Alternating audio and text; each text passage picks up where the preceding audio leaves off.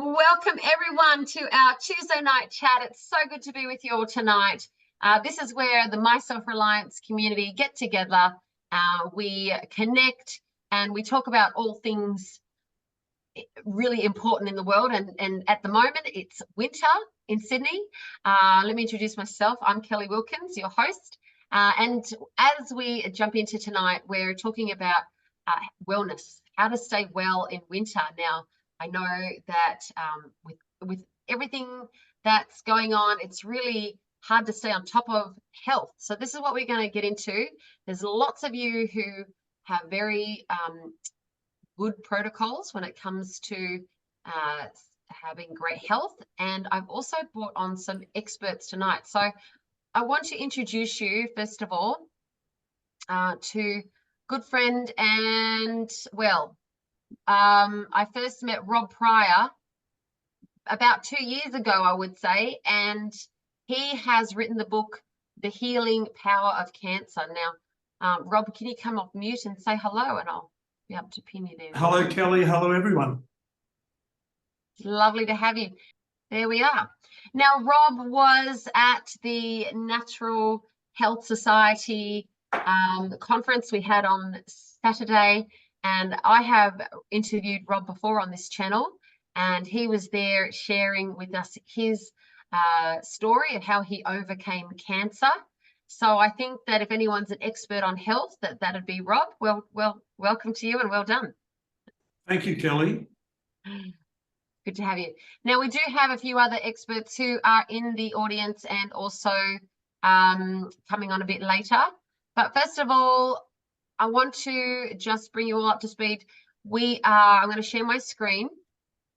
We're using Mentimeter tonight to be able to all have a very interactive chat. This is our first question. How did you hear about us? Just going to let a few people into the room. Let's move on to the second question. This is a bit of a self-reflection, kind of say, how healthy are you? Maybe maybe you come under this category. I'm mostly well and never get sick. Maybe occasionally you might get sick. Maybe you have multiple health problems, or maybe you feel as fit as a fiddle and strong as an ox. So go ahead to your Mentimeter and click on your response there. Kelly, for the sake of the integrity of the responses, could you provide some more information on what that means? Like, would some cavities qualify as getting sick? Would aches and pains qualify as getting sick, even for someone that is in their 60s or 70s? Okay, that's a very good question. Thank you for that. So I guess for mostly well and never get sick, maybe you can go the whole winter without getting a cold or a flu. Or maybe you've been, so I'm mostly focusing on winter illnesses. So maybe if we just categorize it as that, we're not, maybe in this situation, you could say multiple health problems might be you need, maybe you're on multiple medications for something.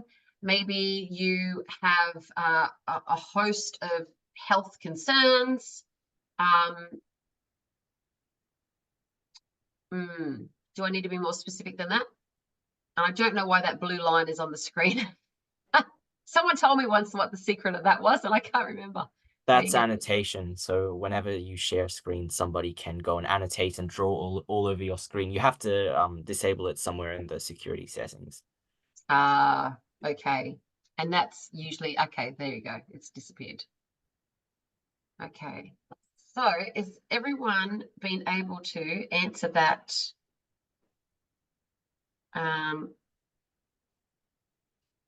then submit. And a variety of ages in this group. Rob, I'll throw to you for this one.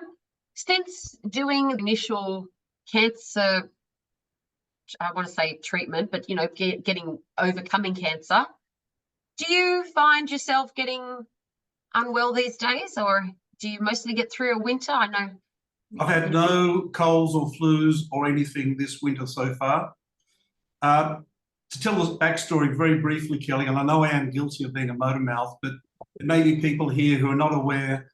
I was diagnosed with late stage 3 kidney cancer and a very badly damaged liver in January 2013, which is 11 and a half years ago. It was a 6.5 centimetre tumour in my right kidney. I did go to the normal GPs and specialists. Surgery was recommended ASAP.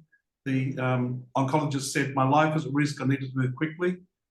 And I basically told him I wanted to think about it. And he said, sure, but I wouldn't think about it for too long, which made me more suspicious. And I decided to turn away from modern or allopathic medicine and look into naturopathic or holistic healing, which took a while. Had to find the right people, the right information, and filter through it.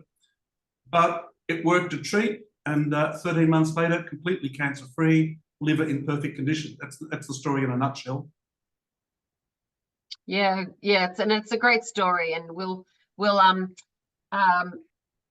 take more a look at your book as well. So I want to go to the next slide now, and if you've just joined us, we're using Mentimeter. And if I can add to that, Kelly, yeah. I believe the things that I did, which had a lot to do with gut health, but also mental and emotional factors, go a long way to preventing a wide range of illnesses. So colds, flus, long list of illnesses, ailments, and diseases that will help prevent, or for people with issues like psoriasis, Lyme disease, lupus, eczema, leaky gut syndrome, just long list. Even things like Alzheimer. So many of them are gut related. And if you get your gut health in top gear, you can maximize the chance of not getting sick in the first place and accelerate the healing process of any illnesses you might have. And the human body is just extraordinary. We're built to do that. But we've been disempowered because there are vested interests by doctors and drug companies to keep us hooked into their system for massive profits. Because there are a couple of people nodding there as I'm saying this. It's big business. I call it Rockefeller medicine, because he's the one that started it back in 1910, was designed as a business model, not as a healing model. Mm-hmm. And so pretty much the things that I did in 2013, I've maintained past my recovery as preventative medicine. I think that's why I don't get colds and flus, it is within our control. It's not just, if you get a cold and flu, it's not just bad luck. I don't believe it's bad luck. And some people say, oh, I've got a weakened immune system. Well, my response to that was, well, you can learn how to strengthen your immune system. There are specific things you can consume, specific things you can do to boost your immune system to the highest level. It's within our reach. It's within our reach, 100%. And so these questions that are on the screen at the moment, thanks for that, Rob. I feel like it's taking longer to recover from illnesses these days. So maybe back in the day, I felt like 3 days, you could have the flu, 3 days, and then you'd be right as rain. Sometimes I hear about people being sick for a week or 2 weeks. Even my son was during the school holidays, was off for 2 weeks. So next question, I'm spending more on health professionals or health protocols these days. And maybe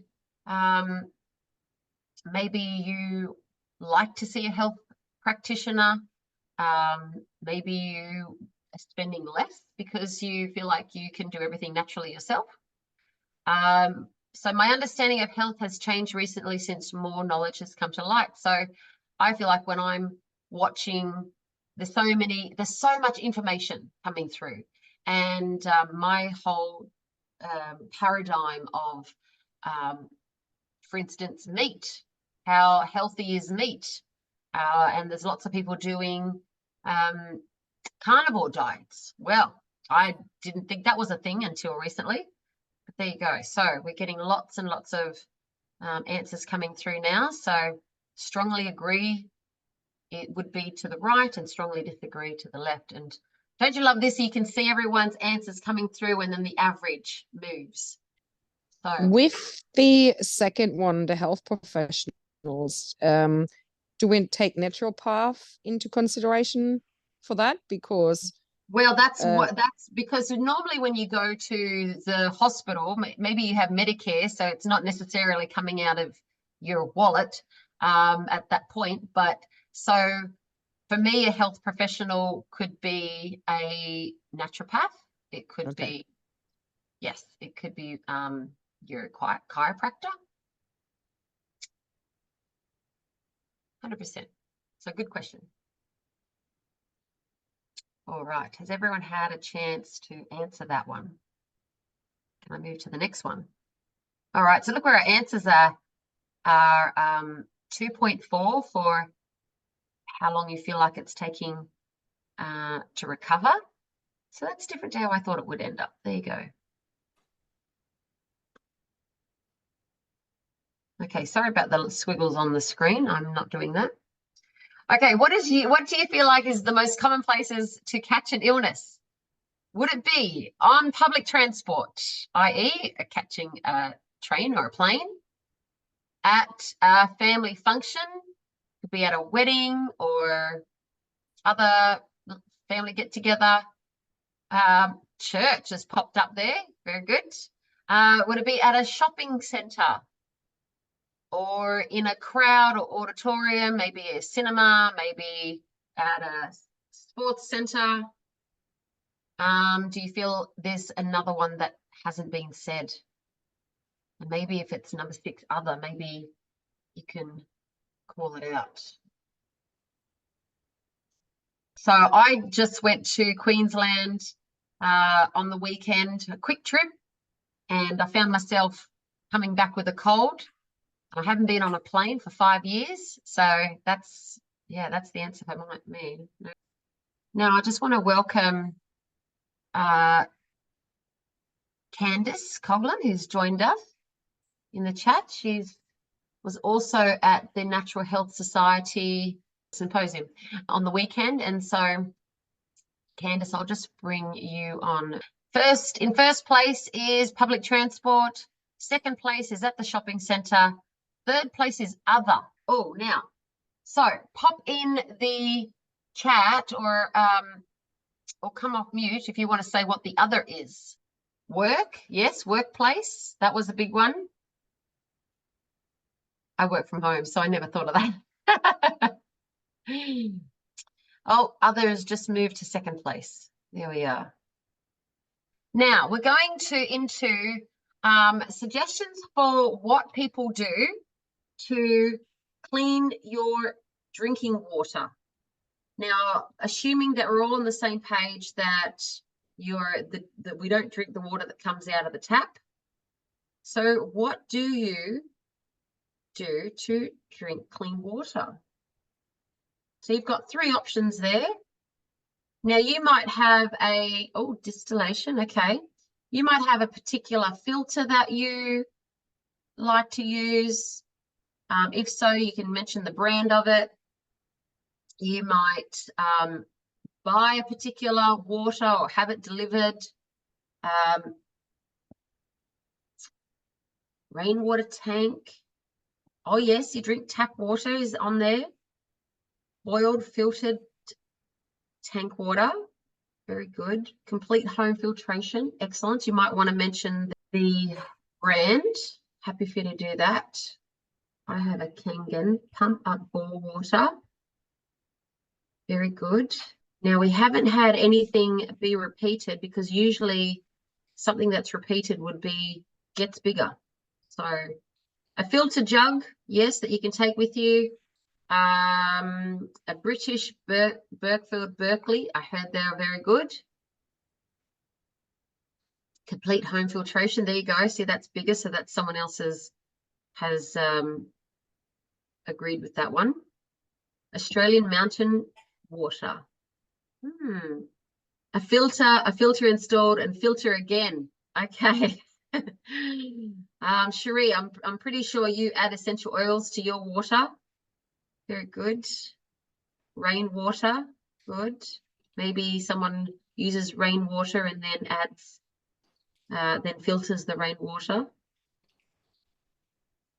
Great, 23 responses out of 25 participants. So I think we're all keeping up. That's excellent. Next question is, what foods do you eat to improve your immune system? So on this one, you've got 3 choices, 3 words. I don't know why that distillation didn't go, but that's still there. There you go. Ah, yes, fermented foods. Very good. Oh, good. We have some carnivores in the group. Whole foods, fresh foods, bone broth, excellent. Organic vegan, high fat dairy, turmeric, yes. Cinnamon, organic biodynamic lamb. Wow.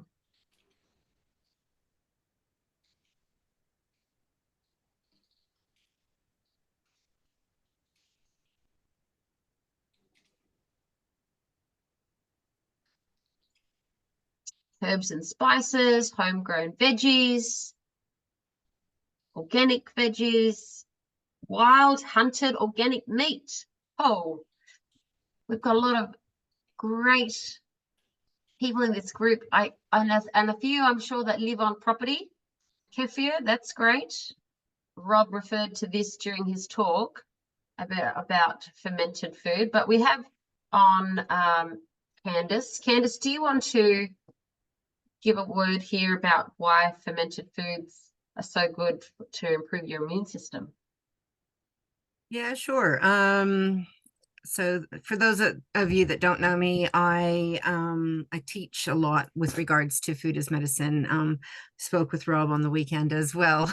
We had a chat, but have a great affinity for gut health and fermented foods and what it can do to really change not only your immune system, but lots of different systems in your body and how important it is. So I guess basically just with everyday life, from the time we're born, depending on how you're born, whether it was via cesarean or a natural birth, all the way through to all of the different foods and waters that we've been exposed to, everything like that, we slowly kill off a lot of our microbiome. So all of those helpers they're good viruses and good bacteria, good yeasts and enzymes and things in our gut that really help us, especially with our immune system. What we can do is slowly help to repopulate some of that so that it can work a little bit better for us. So a couple of things that happen to reduce your immune system is obviously coming in contact with a virus or coming in contact with something like that that's going to actually lower your immunity. But if you don't have that really strong basis or that strong foundation to fight it off, you'll have those different levels of illness that I think where I was coming in when Rob was just speaking, when I came in here, that you don't really know where you're sitting on that whole spectrum of from health to disease. And sometimes it's just something that can tip us over a little bit. So with a fermented food, what you can do is repopulate the diversity, which is the biggest thing. So not just having 1 or 2 types of good bacteria in your gut, because even if they are really good, you don't want them overpopulating completely. You want that diversity, that Amazon rainforest of microbes working in your digestive system to really help keep everything in check. Our digestive system is only 1 cell layer thick. And what can happen is different toxins and even things as much as stress and different things that get into our system can get through what's called, most people have heard of a leaky gut.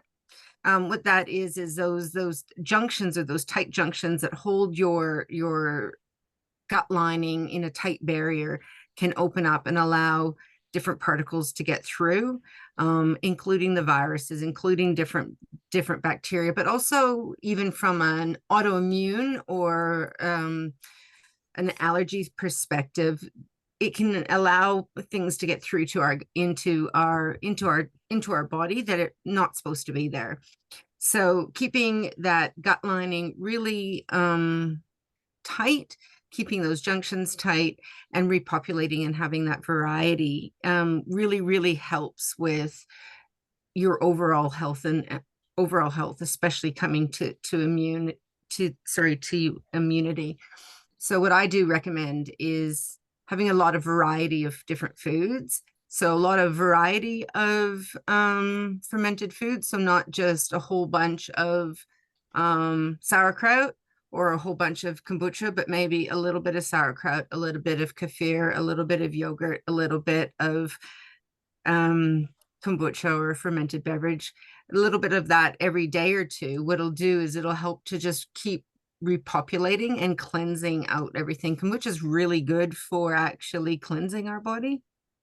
It really helps with the liver to detoxify and cleanse us, as well as adding those good bacteria and yeast in there as well. So it's just having those little bits and pieces, and definitely looking from a fermented foods point of view of making them yourself if you can. A lot of the commercial fermented foods, because it is a bit of a trend at the moment, because of all the research that's been coming out over the last 10 years, it's really starting to catch up with what a lot of us knew for a long time of the importance of our gut health.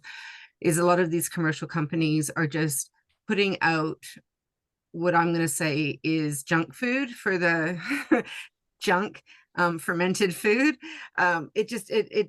Most of it doesn't have the probiotics that are in it that need to be in it. First of all, if it's on the shelf anywhere and not refrigerated, there's nothing live in it. If it's been pasteurized and canned or bottled up, there's nothing that's going to be active in there that's going to be helping you. It could have a fermented food taste. For example, hot sauces are fermented because it gives you that flavor. It's not going to do anything for your health.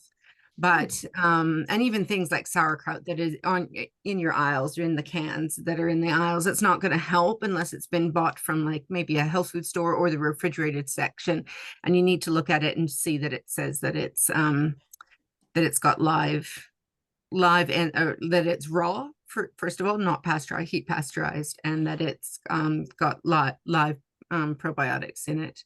So just a couple of things to look at if you are, but definitely much easier, much cheaper, and much better for you if you can make them yourself. Perfect. And if you want to make them yourself and you want to learn how to make them yourself, you can come along on the 24th of August to my place, and we're going to learn with Candace on how to make wild drink beverages and also cultured condiments. So that's yes, lots of different things that are just a little bit. And if you're new to fermented foods and you don't go, well, I don't really want to eat sauerkraut because I don't like it, or I don't want something, you can do a fermented mayonnaise, you can do salad dressings, you can do actually fermented ice cream. There's a lot of different things that you can do that add a little bit of probiotics to different parts of your meals without it becoming the whole meal as well. Yes, so exciting. So come along. Okay, where do you buy your clean food from? So, and you might suggest in this answer, if you're growing your own, that's perfectly acceptable. But also we recognize that buying food, even fruits and veggies, from Coles and Woolies does not hold really good quality anymore. So where do you get your clean food from? And if you are buying it from Coles and Woolies, that's your answer. That's absolutely in there. Yep. Woolies, Country Meats Direct, a local hunter. Oh, I've got to meet you. Whoever's doing this hunting, you can give me a shout out. I grow from organic seeds. I love that. Your home garden, from Woolies, from farmers markets. I know Jojo's in this group. Jojo, do you want to tell us, because you live in rural, how do you get your fruits and veg? So I'm the one that has the friend who's a hunter. So he puts a whole venison in our freezer at a time. Wow. And so he'll cut that all up. So we've got bones, steaks, roast, whatever, however we want it done. And he brings it basically out of the paddock. He goes hunting in the middle of the night. He's in his 70s. He's incredible. Puts a deer over his shoulder. And he's been doing it his whole life. And so I make a lot of bone broths out of that. And schnitzels, and it's so clean and lean. There's just no fat in it at all. So it's beautiful meat. And I grow some of our food, and we have chickens, so I get eggs from them.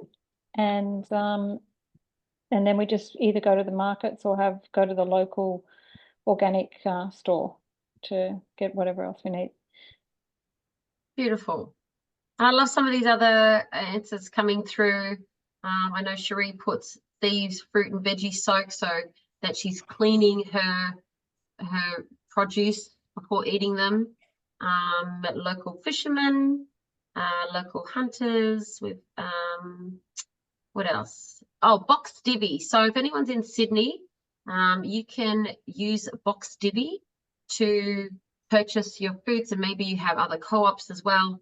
But I know that brand just uses as organic, or as mostly organic. That's what they stand by to send out their fruits and veg. So brilliant. Thanks for those answers, everyone. Okay, next one. What supplements do you take, or do you recommend taking? So, you know, we recognize that not always can we get all of our healthy nutrients from our food sources. Maybe we need to supplement those with other things. Rob, do you use any supplements? Very few, because when I was ill, my mentor was a guy called Pete Meloff, who owns and runs an organic produce store. So I was very influenced by him.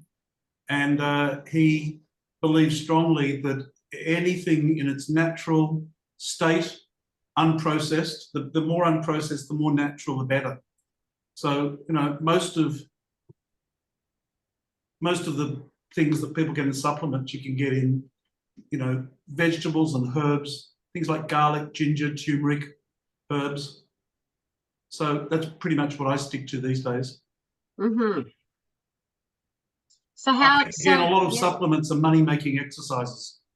It's convenient, but I don't think it's the most powerful form. There are a couple of exceptions to that. Do you feel like that when you, so I know you haven't got, you rarely get ill, and that's good if you can keep up eating fresh and eating the variety that you need, and taking the probiotics, or I want to say the fermented foods and things to keep your gut health nice and healthy and flourishing. But I know myself that sometimes I might get a bit overwhelmed. The body just is like, okay, I think, do you know what it is for me? It's always emotional health that takes me down. So if I'm not dealing with things emotionally, maybe I'm feeling overwhelmed because there's so much on my plate to do.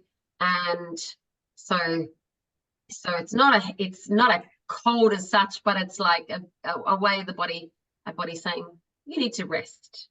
Well, you see, Kelly, I'm glad you said that, because we're talking about supplements and diet and all this sort of thing, but I truly believe that our emotional state is the key factor to our well-being and our health, preventing illness, recovering from illness. Because, well, in my case, meditation plays a major part in my well-being. I meditate usually for at least 30 minutes, more like 1 hour, 60 minutes per day. And when you're in that state, the rules of the game seem to change, I feel. People often say to me, you should have this supplement and that supplement. Well, if that's what they feel they need to do, you know, their body, their choice. But in my case, I feel that my health is exceptional. I don't get headaches, I sleep well, I've got high energy all day, every day. I'm just in really good shape.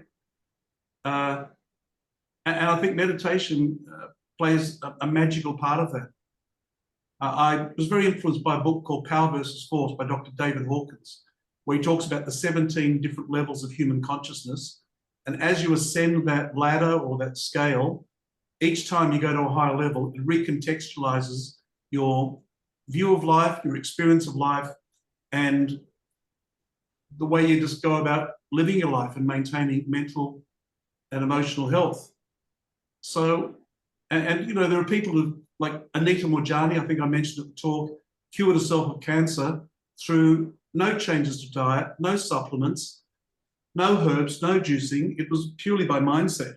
And I don't think she's an exception. I think she's really tapped into something when she was in that coma, that she got to, because see, the thing is, we're energetic creatures. Everything is energy.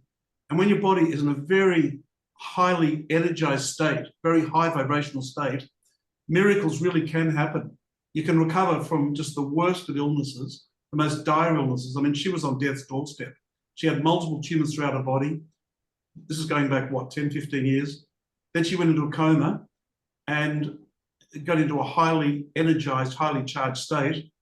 And all her tumors shriveled or disappeared in that state. And I think that's played a major part in my recovery. You know, having said that, obviously, all the physical things I did, the juicing, the diet, herbs, etc., and also all the detox substances I took, like zeolite and bentonite clay and diatomaceous earth, they played a major part in my recovery. But beyond all that, I think it's the emotional state that lets a lot of people down, where they're just worried. Some people just worry all the time, and they're overthinking everything. Once you get your mind into a calm state, really calm, centered, peaceful, positive, optimistic state, I believe miracles really can happen. Rob, can I ask you a question there? Do you work with heart attack patients? No, not really. I mean, Yeah. I get people with cancer normally who come to me, and often they have had a wide range of other issues, heart attacks, strokes, you name it, diabetes, anything, everything. I'm not so much an expert in that area, but, you know, a lot of that, well, there you go. See, heart attack, stroke,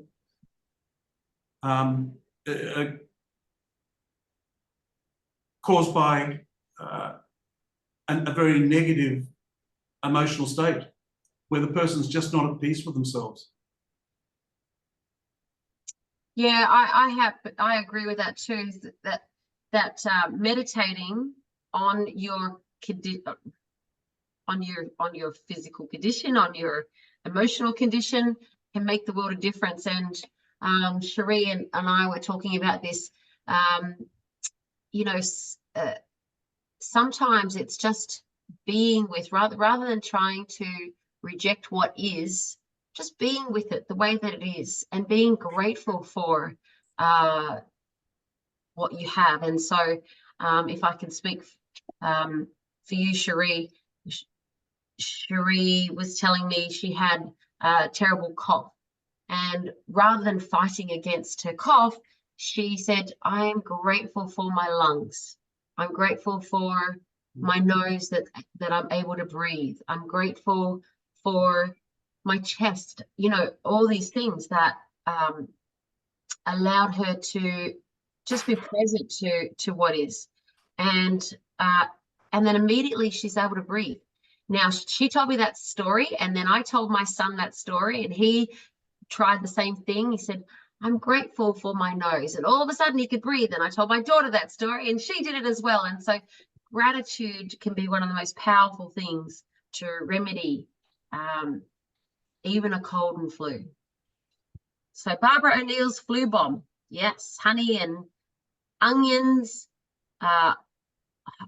hydrogen peroxide neb, lysine and calcium, baths and salts, vitamin C, garlic, ginger, black seed oil, onions. What else? A kick-ass smoothie. How good, with everything in it. Turmeric and black pepper. Quercetin. Oh, yes. Peppermint, lemon myrtle, lemon and ginger tea, lysine and calcium. Well, the clove essential oil, yes. More for vitamin C. Well, there's so many coming through now. Bone broth, medicinal herb butter, rest. Yes, that's very important. Thieves essential oils, cayenne, cod liver oil, inner defense. So many good ones. Immune support from Mentimeter, a naturopathic herbal remedy. So many good ones. A garlic turmeric honey mix. Yes, and whenever we use turmeric, we use black pepper as well. It helps it to assimilate in the body. Fire cider. Oh, it's a new one for me.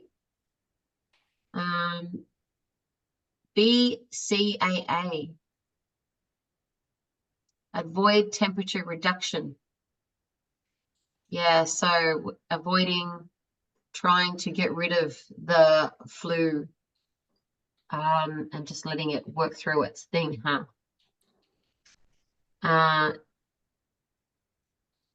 Does anyone else want to comment on that?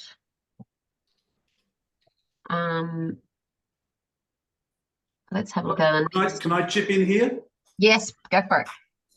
I don't know if this works for everyone, but it's works for me big time. When I feel I'm getting a scratchy throat or sniffly, you know, when you can feel a cold's coming on and you think, oh my God, here we go, I'm coming down, this ain't fun. There's something that's worked very well for me, and that is aged garlic extract capsules. Worked a treat every time for me. Now, how do you, they're in the capsule, so it's already aged, so you buy it? Or you... Earlier I was saying I'm not really a fan of supplements, but this one is just so powerful. Yes, you buy it in a little package, what do you call it, little plastic container. It's called, I don't know if it's a brand name, it's called Kyolic, Kyolic. That might be a brand name. It is a brand, but it's a really good one. It's very, very good. And I do believe, you know, normally I'd be a fan of raw garlic and, you know, in its raw form in juices and stir fries or even just chopped up and swilled down with a glass of water. But just this Kyolic, this is by observation. You know, most of my discoveries are by personal experience and observation. It's worked every time. When I was traveling through Europe in the middle of winter in 2020, my friend and I were going through Italy, Germany, France, Switzerland, you name it.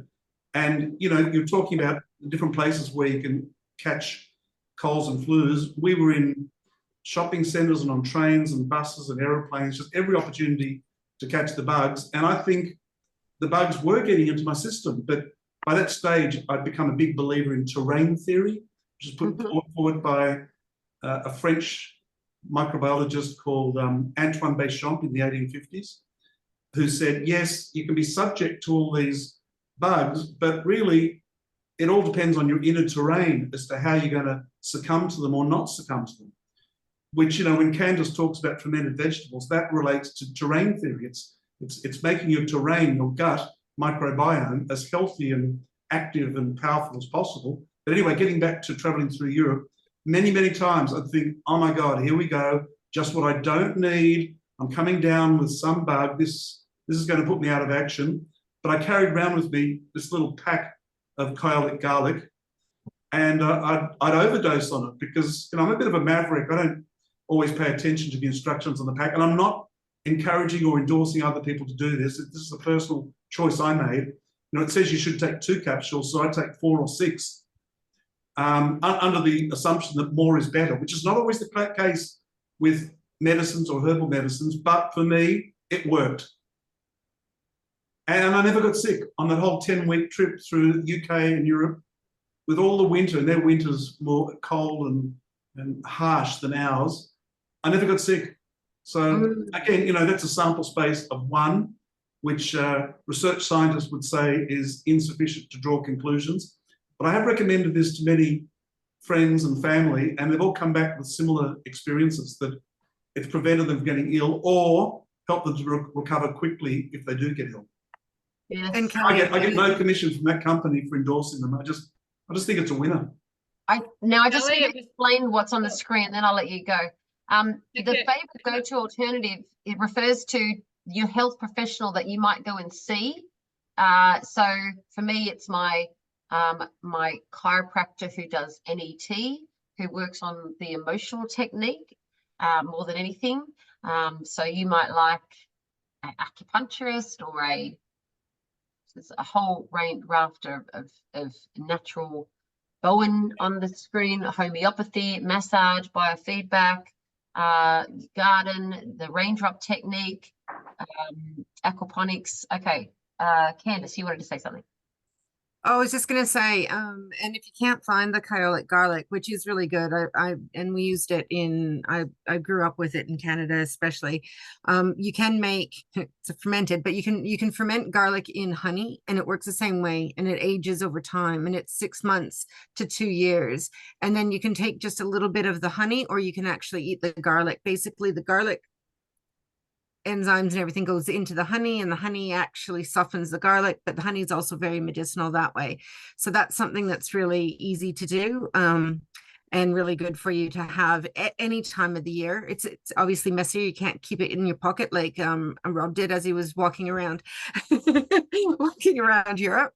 But the other thing that is going to seem a little bit strange is I don't know if anyone's heard of like wearing wet socks to bed for cold, flu, congestion. Okay, so I know it's going to sound crazy. What you do, what you do is you get a pair of cotton. You need a pair of cotton socks, and you need a pair of wool socks. You wet the cotton socks. You put them on your feet. You put the wool socks over the top of them, and you go to bed. In the morning, you wake up. The socks will be completely dry. If you haven't kicked them off in the middle of the night, because socks annoy you while you're in bed. But the idea is to try and keep them on. What it does is it actually draws increases your circulation, and it draws and it clears congestion from the head and the chest, and it actually causes your circulation to increase, drawing down to your feet. Very, very effective for colds and flus. Wow. Candice, just a quick question, please, if you don't mind. How long does the fermented garlic actually last if it's in the fridge? I have it on my bench for years, not even in my fridge. Not in your fridge. Okay. And I have one that Betty made for me. It was like a present, and it's on my bench, and I tell you, that is strong. It is so strong. You do not need much of that. And it kind of soften, like it becomes less spicy to the point where you can actually just chew on it. But you can, like, I've given it to friends, and people are like, what am I going to do with that? I said, just slice it when you're having your little cheese and biscuits, and have it a little bit with that. But you can sprinkle it on it, or you just eat a clove, or you just eat the honey, even if you're doing it. If you've got a really sore throat, just putting a little bit of that honey in and just letting it drizzle down your throat is very good as well. Beautiful. Now we have a few more responses. Sen Shiatsu, Kalan, I'm going to butcher this, Kalandani, yoga teacher, the mind and core. And I love that everyone's really coming back to these beautiful inner responses, because one of the things that we talked about on Saturday, or we heard, was a new app that you could buy for about $20, and you could take all your measurements, and it will tell you, the AI will tell you, you know, what time you should be exercising, or what you should, in addition to what you're eating, and all these things. And Rob and I looked at each other and we said, well, that's not self-reliance, is it? And you could get very, I guess, addicted to technology telling you what's good for you, when really we have the inner knowing given to us for a reason. Okay, next question. Now, this was an opportunity before, but I know there's a few people in the chat who use good, wholesome products. Not everything has to come from the garden. Not everything has to come from you know, a plant-based, well, I use plant-based products, but it is through a company that I trust. So I wanted to put this out there. So maybe We talked about water before. We talked about some supplements before. So you could also include in this answer, if you have a kind of bed that you use that gives you really good posture, or a pillow that you like, or a company that has good fiber, fabrics that you like. So companies that you trust to be your go-tos, that's going to do the right by you and the right by the planet, the right by the earth. So it doesn't have to be just food related. There's another question coming up that's all about clothing and fabrics and things. I know we don't like to trust companies because we think they're corporate, and anything corporate has to be evil, but not necessarily. So honest to goodness, Modere, Young Living, NutriWay, Country Meats, doTERRA, how do you say, Bahami, Organic Cotton Bed. Yes, few people love Young Living, Life Vantage, Herb Cottage, Certified Organic. Okay. Life Cycle Med Mushrooms. A few people for Arbonne. And doTERRA's come up again.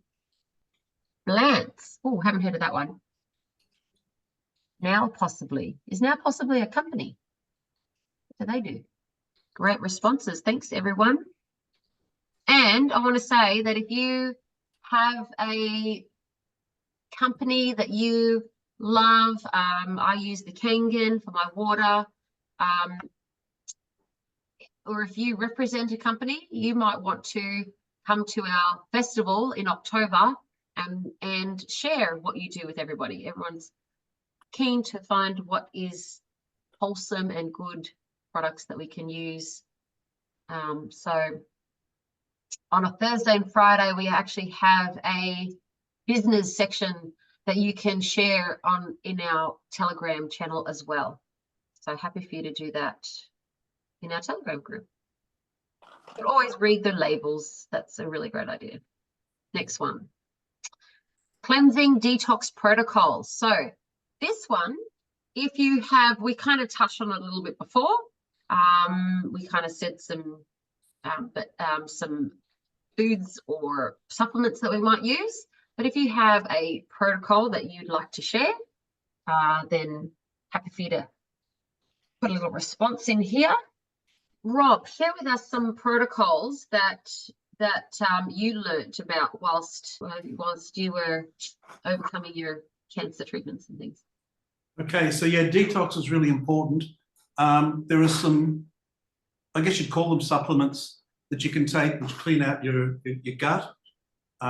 Specifically, there's zeolite and bentonite clay and a substance called diatomaceous earth.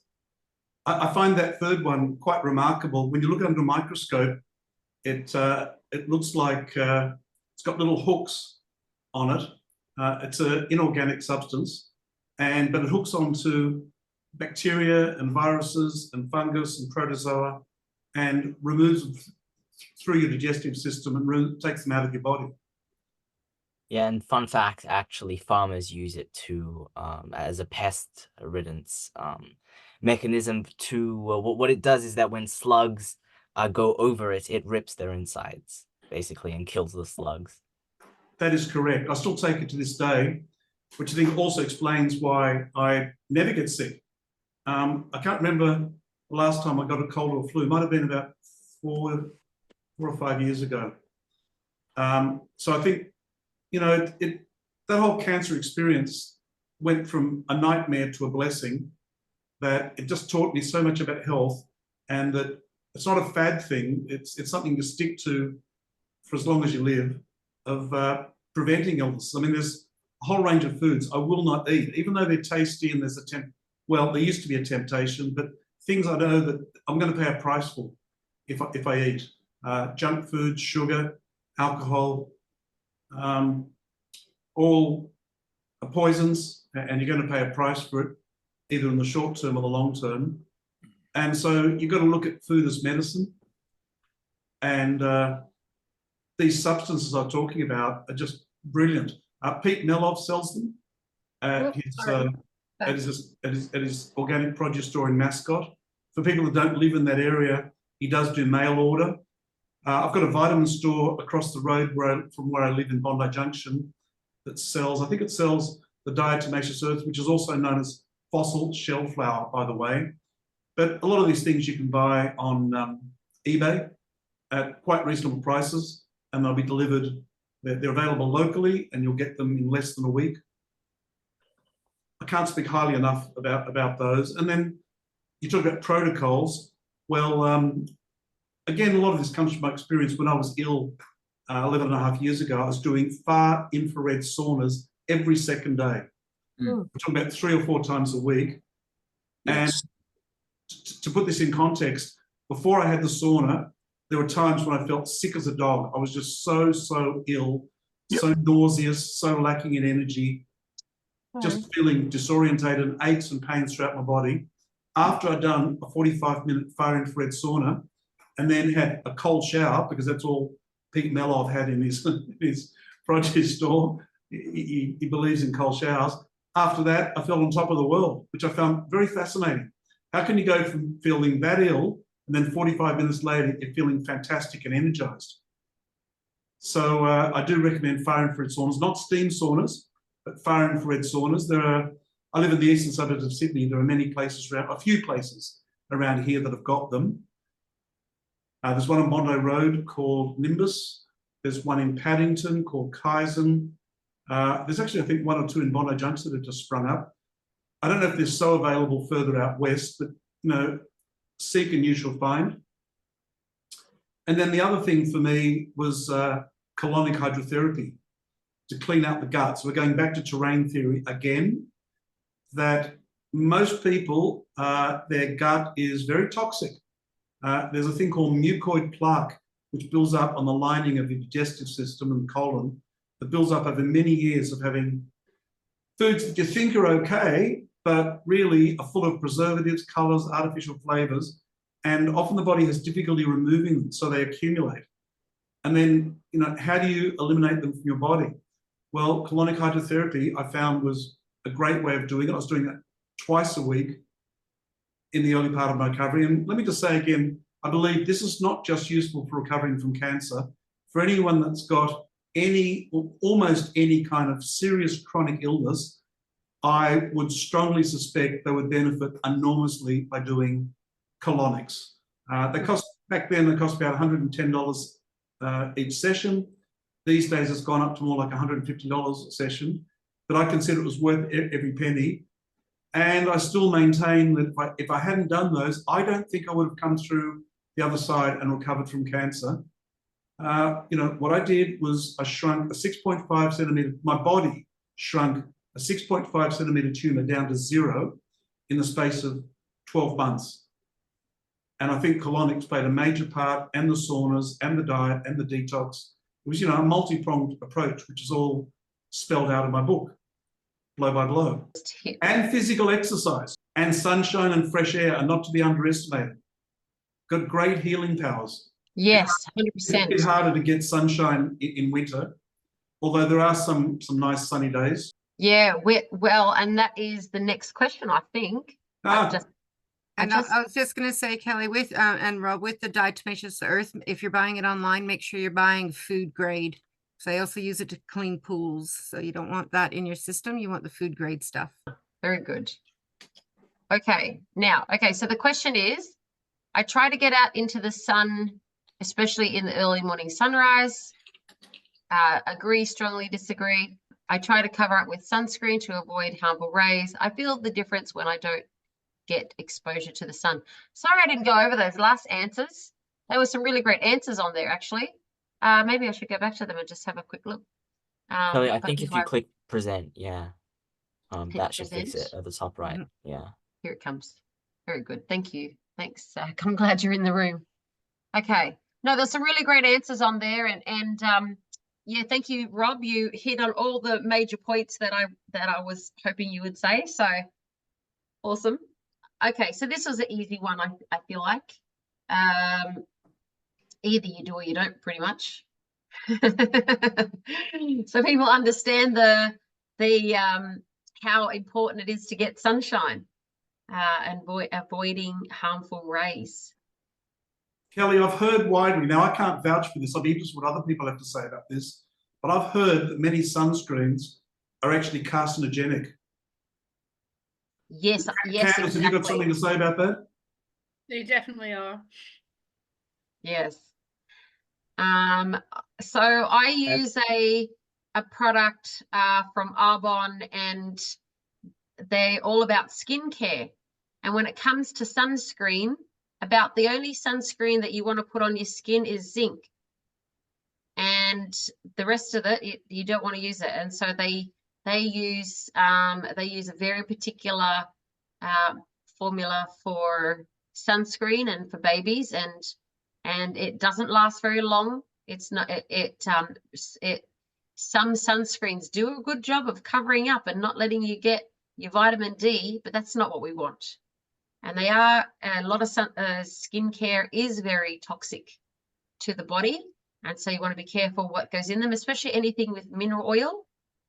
And that's mostly why is that they're full of junk. And so we really want to be careful what we're putting on our skin. My 100%. understanding is that the chemicals in sunscreens react with the fat, depending on what kind of oils you consume. If you're consuming not terribly great oils, then the chemicals in the sunscreen react with those oils in your cells and are quite deleterious to your health. Well, yes, and if you think about oils, I haven't heard of that, but oils that can't get to certain temperatures before they become toxic, well, I guess it's kind of mixing the two, isn't it? Yeah. Now I did skip over this slide, and this one's about the fabric, so let's have a quick look. Oh, some people answered this one already because I did. Oh, good, everyone answered it because I made it available. So people are saying, I notice a difference when I wear natural fabrics versus synthetics. I mostly wear natural fibers. Fabric isn't as important as staying warm in winter. So now it's because what do you do? Because a lot of our jackets are not made of natural fibers, although I guess you can get to lots of woolen jackets. So yeah, interesting to see. Anyone have any really great warm jackets that you want to recommend that has some really good fibers? I know our Ugg boots, we can get some good Ugg boots with that are woolen, and some fake ones as well. So I've got a woolen overcoat I got from Vinnie's. really? At about a third or a quarter, second hand, at a fraction of the price you normally pay. It's pure wool. It's made in England, and so warm and so comfortable and no irritation, and it breathes. It's fantastic. Not that I'm advocating that for everyone, I'm just chipping in here. Yeah, yeah. I think silk's a very interesting fabric. It seems to keep you cool and keep you warm depending on the ambient conditions. Oh, very good. Now I did see one that says do not wear linen and wool at the same time because that cancels each other out. Yeah, so you can wear one or the other because they have high frequency. When you wear them together, it's worse for you than wearing synthetics. Okay. All right, we'll move on to the next one. Kelly, if you listen to your body, can that not be fairly reliable in what you should and shouldn't wear? Do you know what? I think if you're a meditating kind of a person, then and you're eating well, then you absolutely can rely on your gut health. But when we eat lots of processed foods, then I think that it can mess up with our brain talking to our gut, and we can go more with our logic than we can with our instinct. Yeah, intuition, I think, is very powerful, very valuable when you can Very tune into that. And as you said, I think meditation helps you to tap into your intuition rather than your conditioning from society and from childhood and parenting and all that. That just what's called the higher self. You tap into your higher self. I love these tips that are coming through. Read labels and eat organic. Cook from scratch. Only eat what you've grown if possible. I know that's hard to do sometimes. Eat fresh and natural, especially when the bugs eat what you're growing, or the kangaroos. Avoid foods that have labels, or read the label. Eat natural, nothing processed, or eat from a reliable source. That's what I'm running.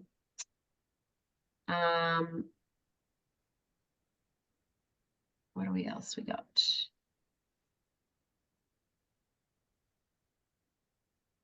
I hope people are finding this helpful and fun even. Avoid grains, very good. Source wild food, hunting and foraging. Grow your own. And so you are able to vote on this as well. So where you see the ticks, you're seeing a replica. So natural foods, really great. Jojo, you do a lot of food storage. Is the nutrition able to be held with food that have been stored for a while? I think it just really depends, firstly, what you start with. If you've bought supermarket foods, or if you've bought or grown your own food, as to the nutritional, everything's going to lose its value to a certain extent.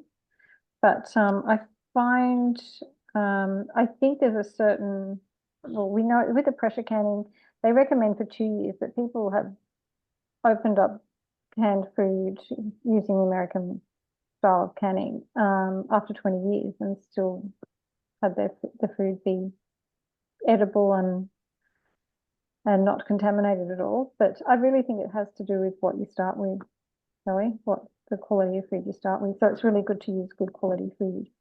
So when I did my canning, I used all of my own food or bought organic food. Brilliant, thank you. And that's how we can eat really healthy, is when we get a lot of it, is to store it, and to store it in the right manner so that it can be used in times of leanness, and then when you can't source natural, then you've got it free. The other thing I did, Kelly, was all the green leafy vegetables. I used all the green leaves, dehydrated them, milled them, and made into powders. So I've got my own green powders. So everything that had a leaf on it, but nothing went to waste. It all went in the dehydrator, and then I used that in stocks and soups and or just drinks. So, or even like the green powders, when I make a homemade quiche, I'll even just put the green powders in the quiche, in the actual quiche and in the base. So it's just, you're getting it all the time. Brilliant. I love that. You learned something just now. This is awesome. Okay, hot tips for avoiding chemicals in your personal care products. So we know that we talked about this just a moment ago. There's lots of chemicals in everything, and even in receipts from your supermarket. So holding those receipts can leach in lots of chemicals. We know that your skin is the largest organ of your body, and it does absorb that we put on it. So it's really important that what the products that we use are free from chemicals as much as possible. Yeah, avoid titanium dioxide, silicon dioxide, aluminium, hydroxide, is that how you say it? Hydroxide, iron oxide. Avoid PEG and other plastics. use bicarb, coconut, and borax. Yeah, there you go. That's something that you can use instead. Go in the sun. It's usually the only skincare product needed. Papaya cream, make your own. Beware of PFAS in your scented products. Read labels for nasty chemicals. Use plant-based products. Avoid anything with sodium lauryl sulfate. Use fluoride-free toothpaste. Make your own natural ingredients with bicarb soda. I don't use from any shop, only blush. There you go. Make your own. Read labels, avoid phthalates, parabens, PFASs, there it is again, and triclosan. I go down. Okay.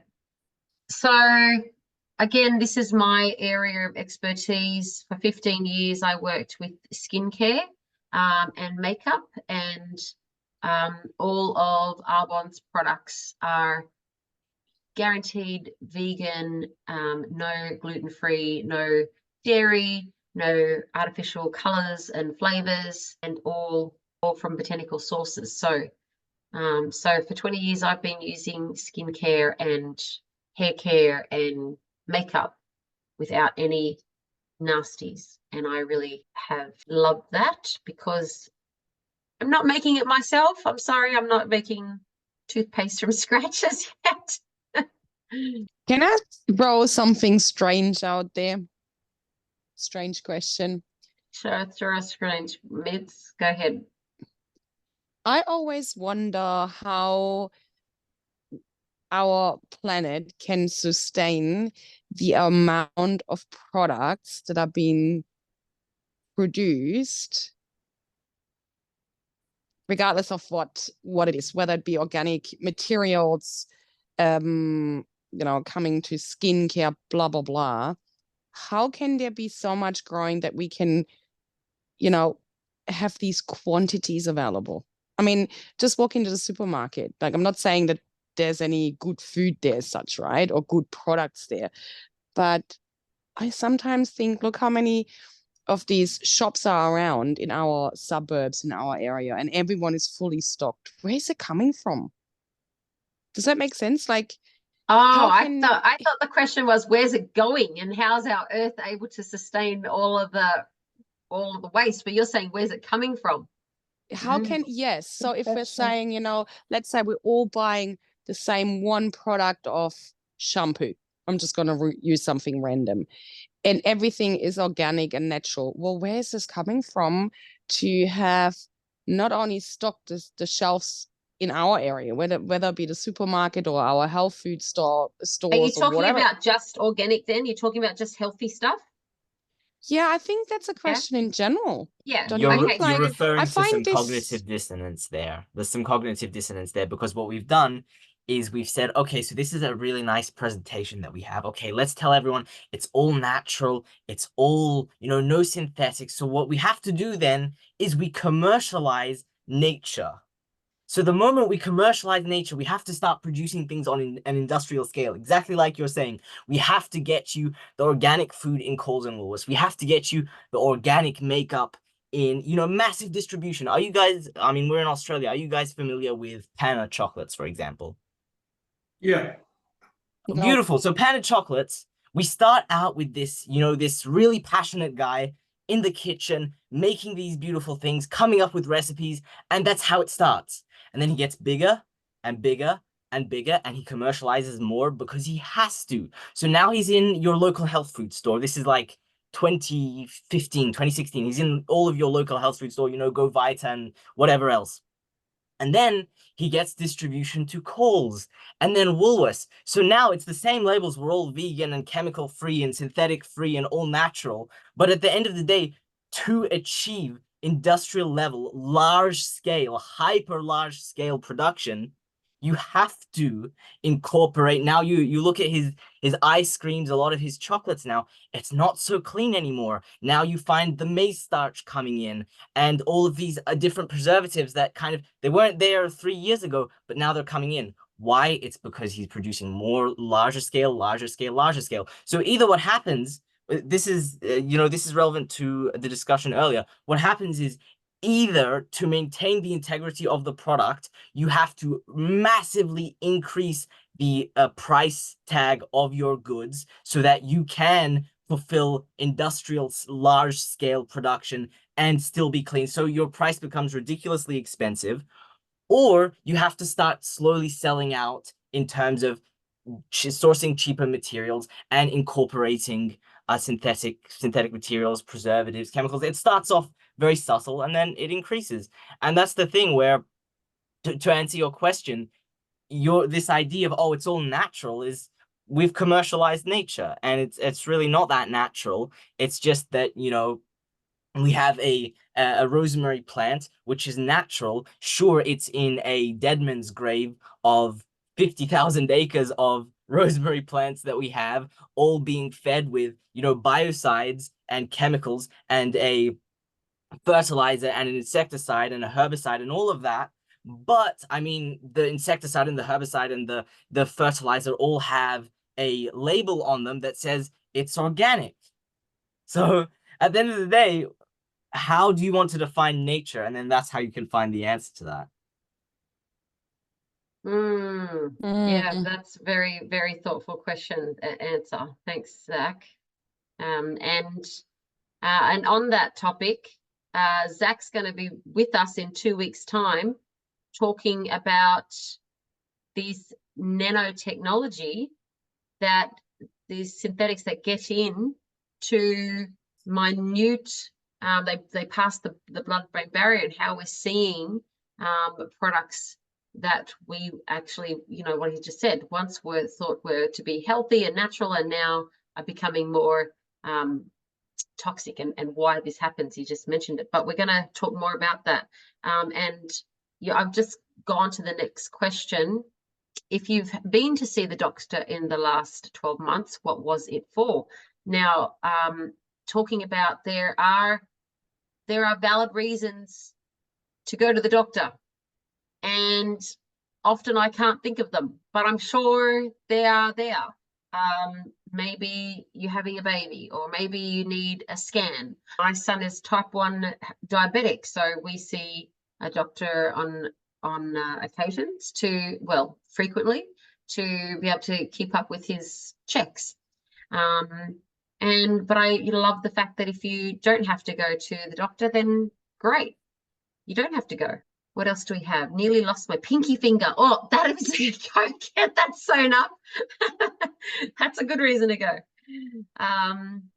Do the mum's paperwork, support advocate, for vertigo or gallbladder stone. If you haven't been to a doctor, bless you, that's great. Sciatica, praise the Lord, absolutely. A referral, yes. Zach, do you want to just clear up what I just said about what you're coming back to talk about in 2 weeks? I mean, I'm really enjoying this session because it's relevant to so much of what I talk about in my own niche and what I'm doing with my my group worldwide.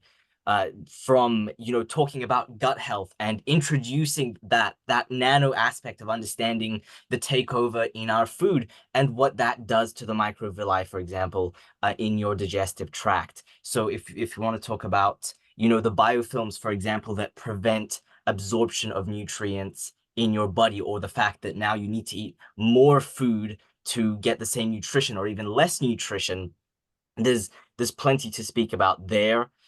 In our products, of course, in our food, in understanding that really anything commercially produced is going to have an element of chemical and synthetic, unfortunately. And we're really going to be talking specifically, though, about the main problems that we're facing today of injectable shedding. 71 million doses or injections in Australia, and the effects that we're seeing here in Australia and worldwide, and what we can actually do about that. I'm a big advocate for not only understanding the problem, but not surrendering to the spirit of fear and actually cutting through the noise with some real solutions and some real hope. Fantastic. And I noticed there you've got your yellow glasses on, and that's a good tip. for For the health. blue So light. tell us about that. It's a two-pronged thing, I think.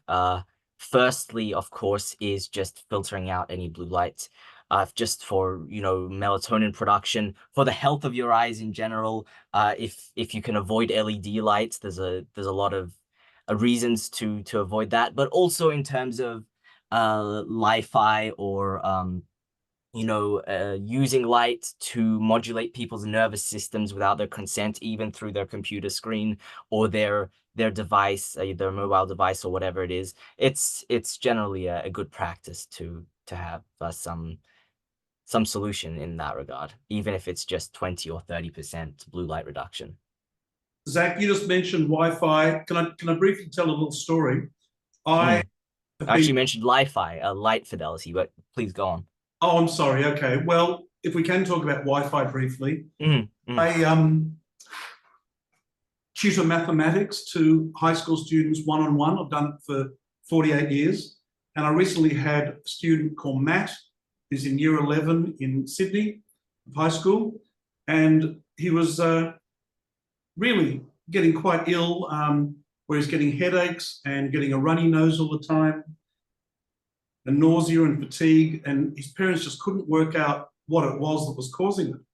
And so I had a long chat with mum, dad, and the kid and said, I don't know, let's do some brainstorming on this. And I ran through a whole lot of things. I said, you know, did you get the vaccines? No, mum was dead against it. No one in the family got vaccines. Fantastic. Do you eat organic produce? Yes, we eat only organic produce. Again, mum was onto that, smart lady.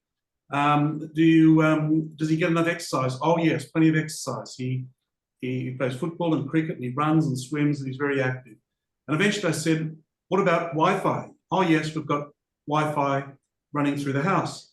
I said, and then the boy chipped in and said, when I'm in my bedroom, what was it? I forgot which way around it was. When I'm in the bedroom, I'm okay. I'm not. But then when I walk out of the living room, I start the nausea and the fatigue, and it all starts to hit me. And then Dad chipped in and said, oh, well, that's where we've got the Wi-Fi set up. And then I said, well, you might want to look into this. I'm not an expert, but I do have a little meter. I've got it over on the other side of my room if anyone wants to see it. It measures the level of EMF in a room on a meter, and gives a digital readout. So I said, I can lend it to you if you like, and you can go from room to room and try it out, which they did. And then Dad said, right, that's it. I'm going to get the whole place cabled. We're going to get rid of the Wi-Fi. We're going to do cable, which cost them thousands of dollars to get an electrician in. The electrician came the very next day and did every single, they've got a big house. So it's mum, dad, 2 girls and a boy. I guess there's like 5 bedrooms, big house in the northern suburbs of Sydney.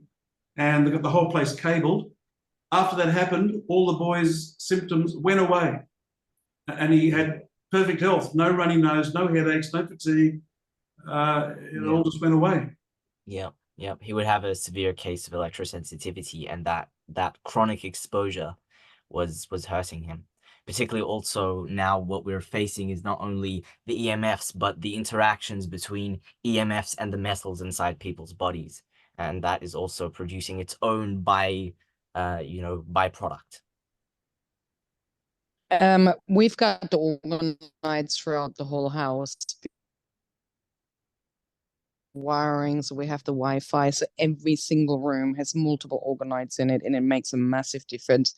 Every room has them next to the bed as well, so they're not only stuck to the computers itself, the work from home, so when we do need the Wi-Fi, and but there is an organoid next to every single bed in the house. I missed the beginning of that. Are you saying the whole place is cabled? Orgonite. She has orgonite to protect from the EMFs. Yes. Let me show you something. While he's going off to show us something, there was a question, where did you get your glasses from? Oh, these are biker glasses from Aldi, like cyclist glasses from Aldi. You just get they show up as black sunglasses, and then they have a white and an orange in them. So you just change them out. Go again, Rob. So upon the recommendation of a few people, I bought this little device. Is that visible on the screen? It's not flaring? GeoCleanse. GeoCleanse. Yeah. A number of people that I trust, have a high regard, trust and respect in their scientific knowledge, recommended it. You can see it plugs into your wall socket and it reduces the effects of EMF, not just that room, but often adjacent rooms. Wow. I haven't seen that before. I think it's a winner. Great. I've forgotten how much it cost me now. It might have been $100. I have a video investigation actually with a expert in America who's a colleague, mentor, and friend, I guess you can say.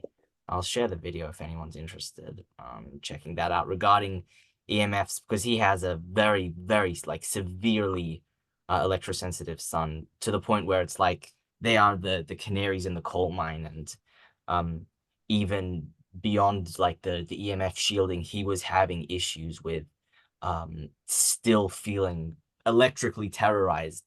And so I put that in the chat if anyone's interested to go and learn more about that.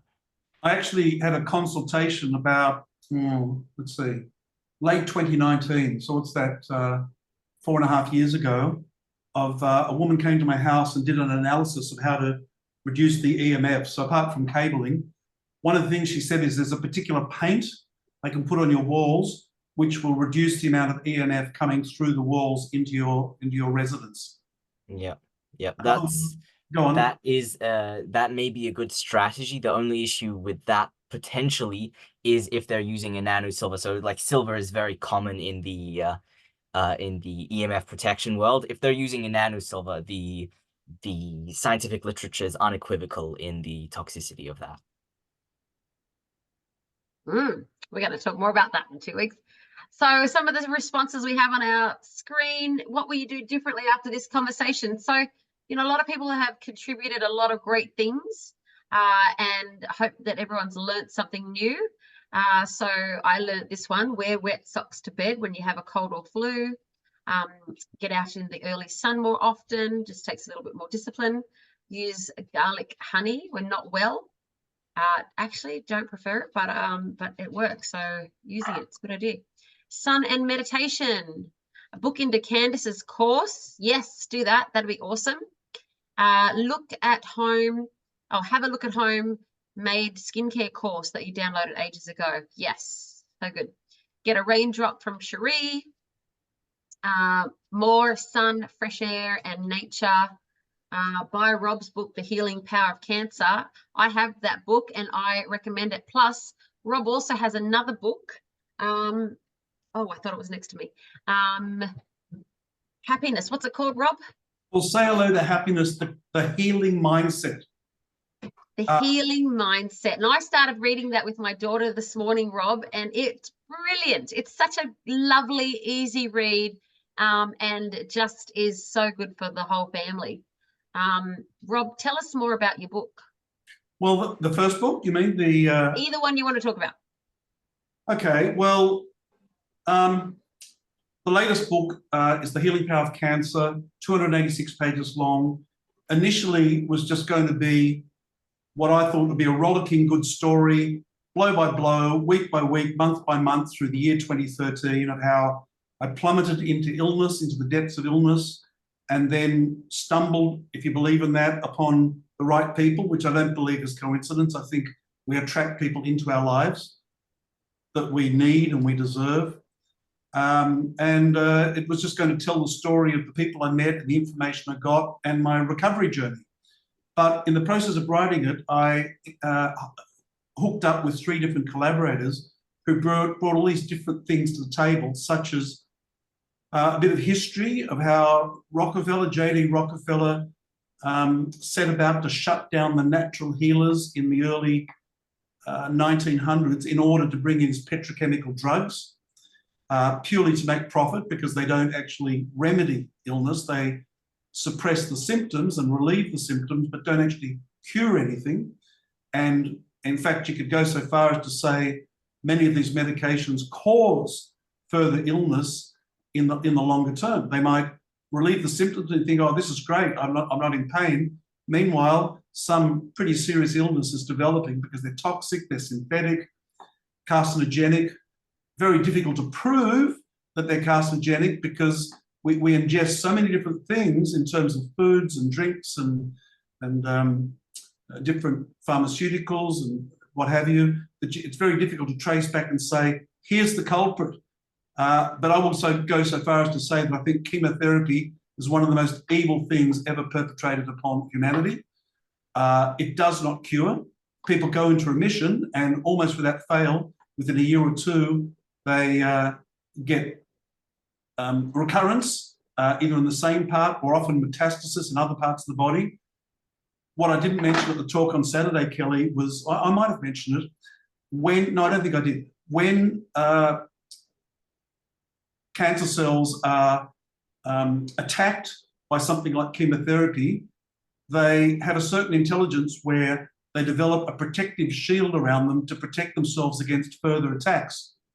So all life forms want to protect themselves from harm. They've got survival mechanisms, whether it's on just single cell organisms or complex organisms like humans and animals, but they protect themselves. So what happens is when people get a second round of chemotherapy, it's often not effective. So they've got to up the dose. Well, what you're doing there is increasing the level of toxicity, which is going to do further harm to the body. And it's all based upon this, what I think is crazy concept that cancer is something that must be poisoned. Whereas I don't see it like that. Your body, if there's any poisoning going to be done, your body's got cytotoxic T cells in the white blood, which only target the bad cells and don't target the good cells. And they're very accurate and they've got a very good memory, very intelligent, and very effective in killing cancer. So I'm not sure where I'm going with this discussion, but it's all spelled out in a book. It lays it all out as a logical thesis, because I've got a degree in science where I studied biology, chemistry, physics, pure mathematics, applied mathematics, statistics, and computer science, all the hard sciences. So I was able to piece it together logically as to what works and why it works and what doesn't work and why it doesn't work. Chemotherapy would be one of the worst things that any cancer patient could take. And then you might say, well, why do doctors prescribe it? And why do they, and also radiotherapy and surgery are also very invasive, abusive, harmful treatments to inflict upon a person. Why do doctors practice that? Well, number one, it's all they're trained in. And number two, it's all they're allowed to practice, because if they step outside of that, they stand a good chance of being investigated, brought before a tribunal and shut down and deregistered, which is what Dr. Kevin Coleman was in danger of experiencing. Remember, he's talking about it on Saturday, Kelly, that he was advising against the dangers of the vaccines in 2017, which was like a good, 3 or 4 years before the COVID vaccines. These were just the influenza vaccines. And the APRA said, if you're going to continue, they're perfectly safe, they're perfectly effective, they've been tested thoroughly.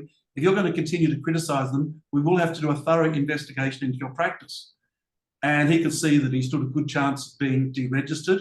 And by that stage, he thought, all right, I'm in my 60s, mid-60s, time to retire. I've had enough of this nonsense. So for me, he's a bit of a hero, but he was trained in basically Rockefeller medicine, but gradually moved away from it just by his observation and his conscience, because he's a man of high integrity. It's not just about making money. For him, it was about acting, what is it, the Hippocratic Oath, the first principle is do no harm.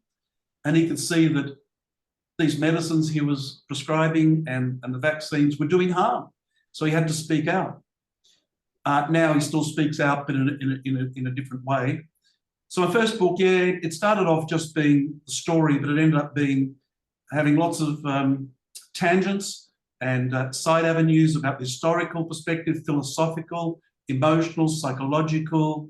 It explores just so many different areas of not just cancer, but any kind of chronic illness, as to why do we get sick and what sort of society are we living in that's, I believe, is setting it up to make us ill. There's an old saying, not an old saying, maybe it's a new one: create the problem and then sell the solution. So you take the processed foods as creating the problem, and then you sell the solution, say, well, you're very ill. Well, we've got the drugs and the treatments for you to get you out of this danger. The only problem is you're selling more problems to create more illness, and then you're going to sell the solutions to that. And it's this nasty, vicious cycle until people wake up, realize the truth about it, and can break that cycle, which is what my book sets about to do. I've had a number of people who are a bit skeptical about what I did and said, well, maybe it was a misdiagnosis, or maybe it was lucky, or maybe it was just a spontaneous remission. And they said, but I will read your book because these are friends of mine. You know, you're a friend and I like you as a person, and I'll keep an open mind and see what I think. And in every single case, they've crossed the line and said, oh my God, that really opened my eyes into what's really going on. So that's what the first book, but it presents solutions. You know, it's easy. I'm not a fan of moaning about problems. That's just a waste of time and energy. I'm a problem solver. I teach mathematics. It's all about going from a problem to a solution. And that's how I saw when I was ill.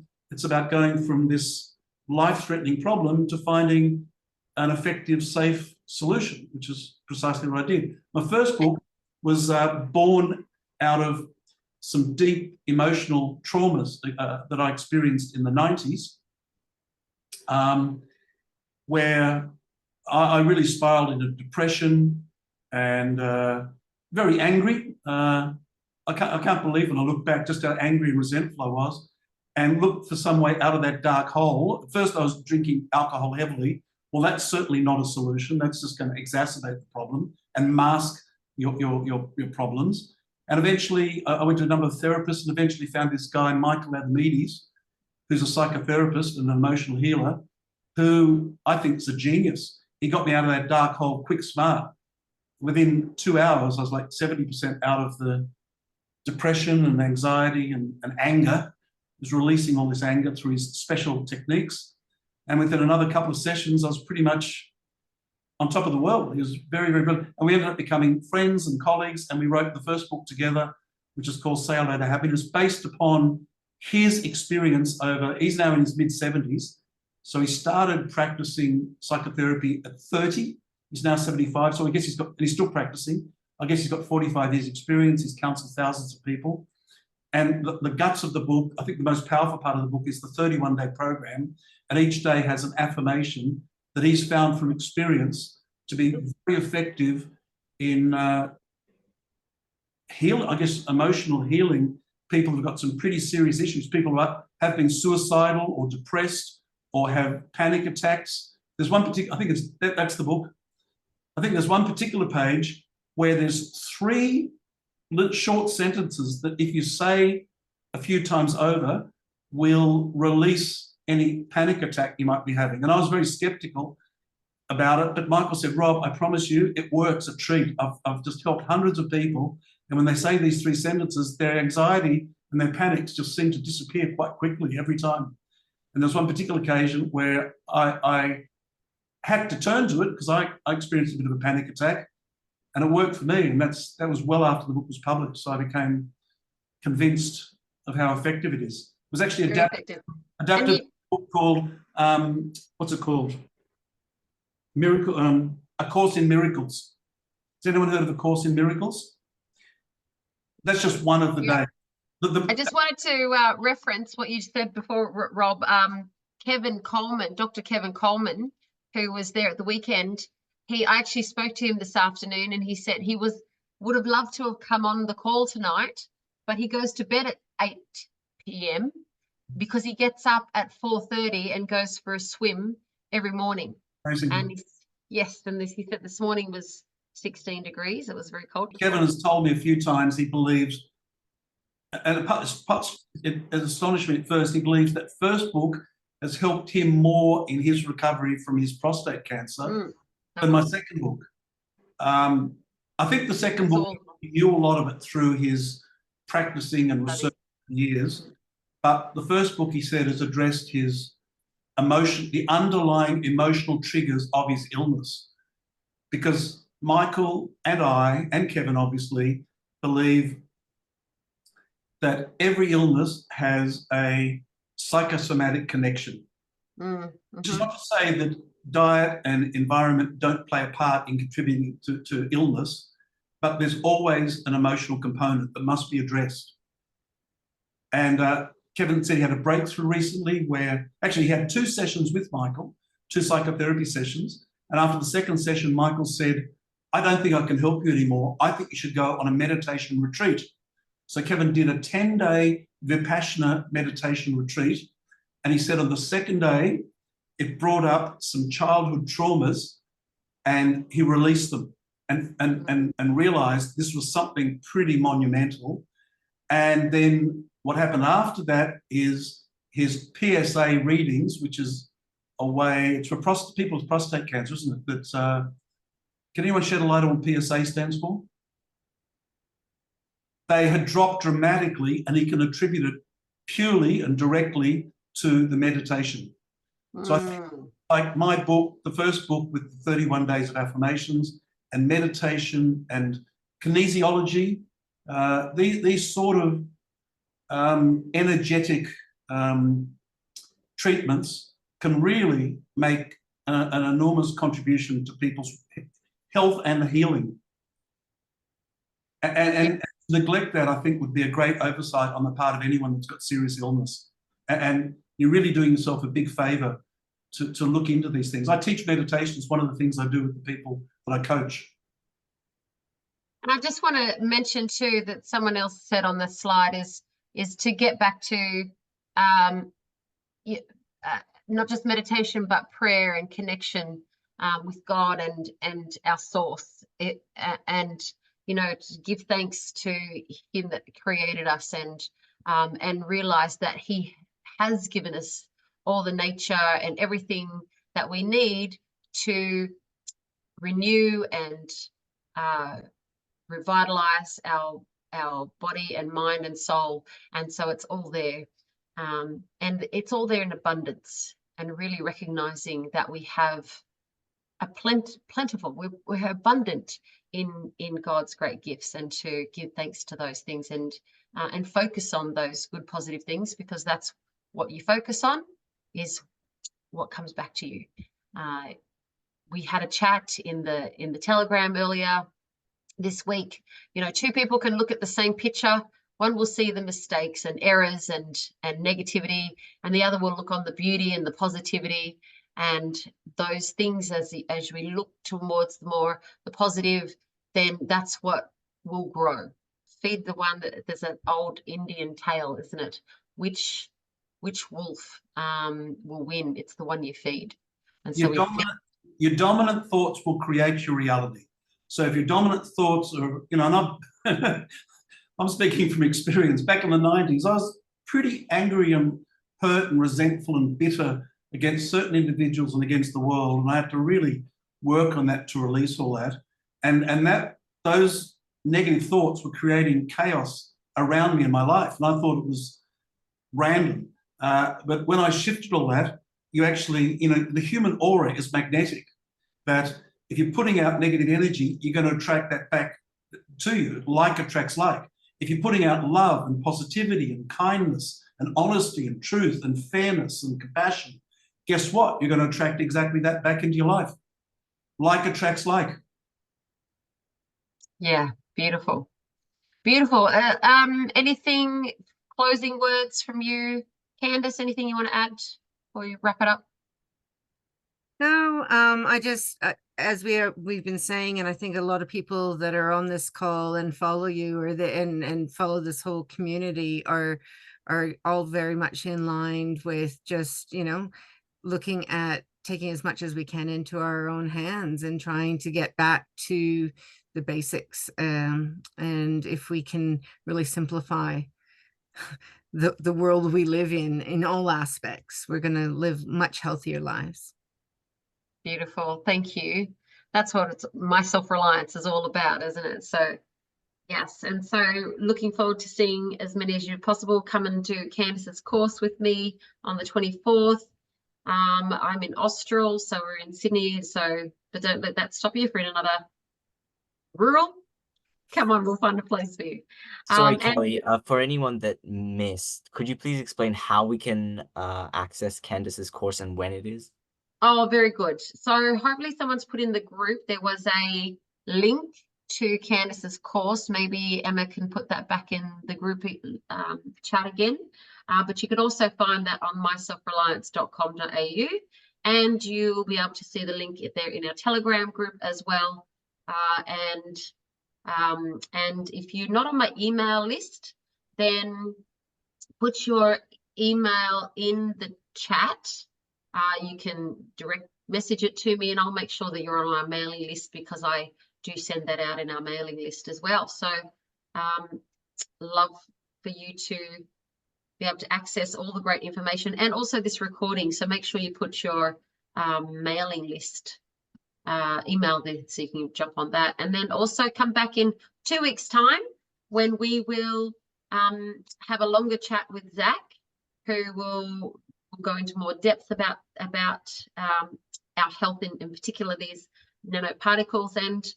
And if you want to have more access to My Self-Reliance, you can actually join our membership. And with our membership, you get discounts to our workshops, to our festival coming up in October.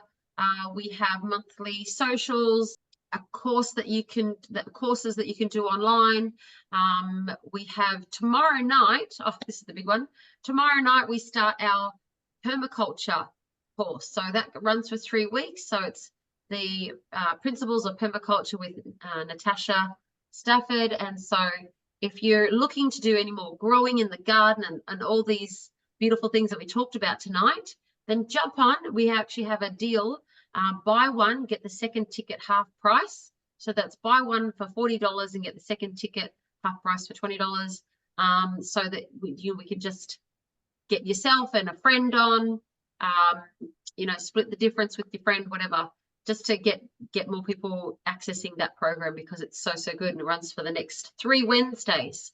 So even if you can't be there in person, then you can watch the replays.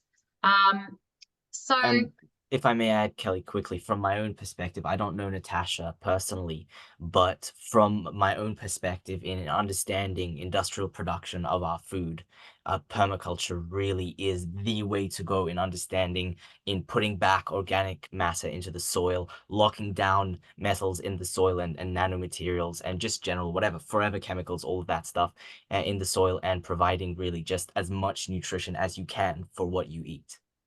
Yeah, thank you for that. Absolutely.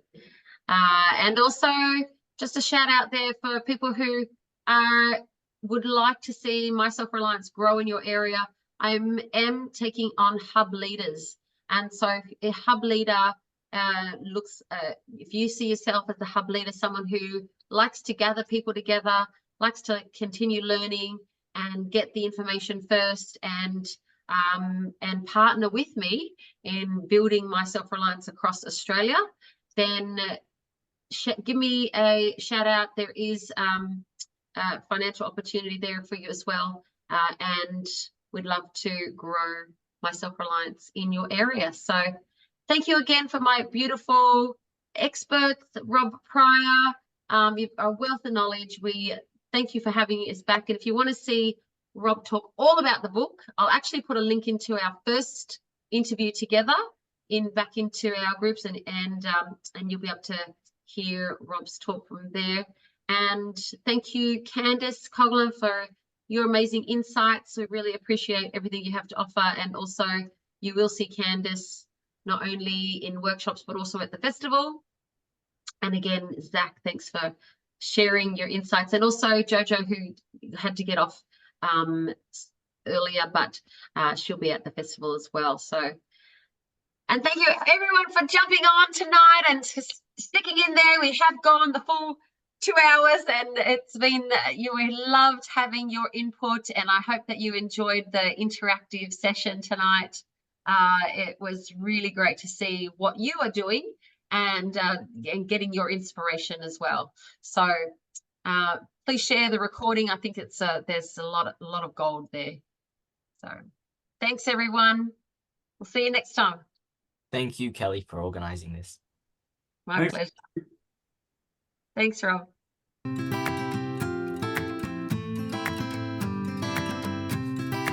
I'm Kelly Wilkins from My Self-Reliance. Welcome to the My Self-Reliance Expo 2024. We are so excited for you to come and experience our speakers, workshops, and store holders. There is so much in store for you today.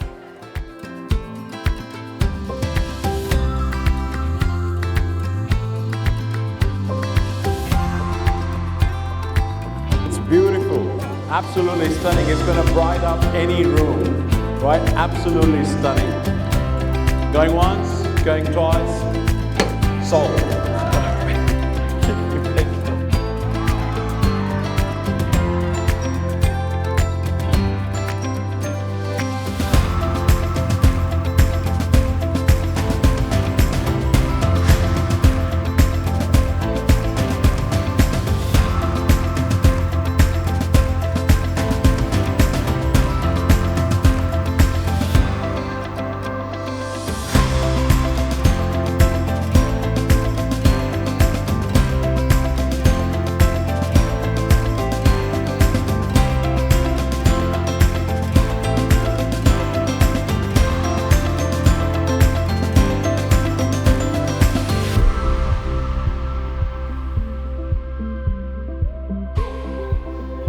$15 right now. Simon's winning.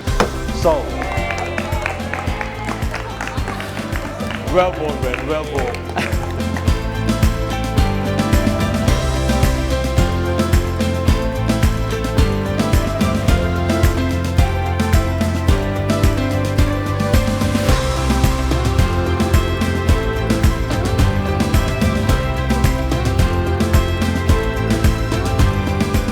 If you like what you've seen here, come to our My Self-Reliance Festival. Save the date, 18th to the 20th of October. We'll see you here.